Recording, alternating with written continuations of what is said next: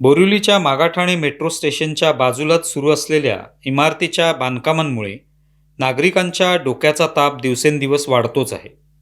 येथील सर्व्हिस रोडवर उभे राहणारे ट्रक, मिक्सर, सळ्या घेऊन येणारी अवजड वाहनं, खणलेले रस्ते यामुळे नागरिक आणि पादचारी प्रचंड त्रस्त आहे. हा सर्व्हिस रोडही त्यामुळे वाईट अवस्थेत आहे.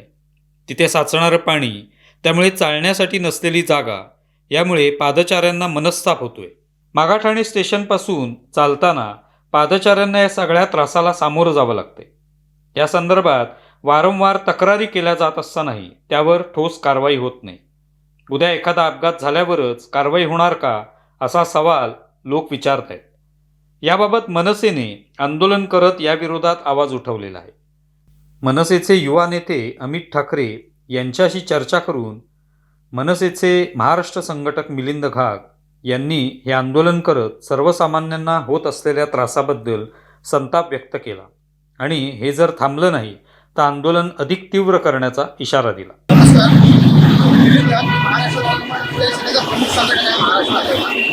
विषय असा आहे की आता इकडनं जात असताना मला निदर्शनं झालं तिकडे आणि गाडी बघताय, कॅमेरा इकडे ठेवा माझ्यावर. जी सगळ्यांची गाडी बघताय हे प्रत्येक वेळी इकडच्या नागरिकांच्या आणि विद्यार्थ्यांच्या मला तक्रारी येत असतात. 4-4 कॉलेजेस बाजूला आहे, हे बेजबाबदारपणे अशा शाळा उतरवत आहेत. हे फुटपाथ आहे, 2 मेट्रो स्टेशन आहेत, तिकडे मेट्रो स्टेशनचं गेट आहे, मागाठाण्याचं मेट्रो स्टेशनचं गेट आहे. हे पूर्ण बजबजपुरी मारलेली आहे. लोकांनी यांच्या शाळा उतरवण्यात जायचं नाही. दुपारच्या वेळी सेफ्टी मेजर्स काय आहे त्याच्यात, हे पुढे अनधिकृतपणे शाळा उतरवतात. इकडे आपण एखादा अपघात व्हायची वेळ वाट बघताय का? प्रशासनाला जाग येणार तरी कधी आहे? हे राजरोजपणे रोजच्या रोज इकडनं शाळा उतरवल्या जात आहेत.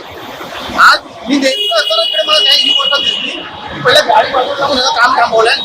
आता ह्याबद्दल आपण तक्रार पण आपण पोलीस स्टेशनला करत आहोत.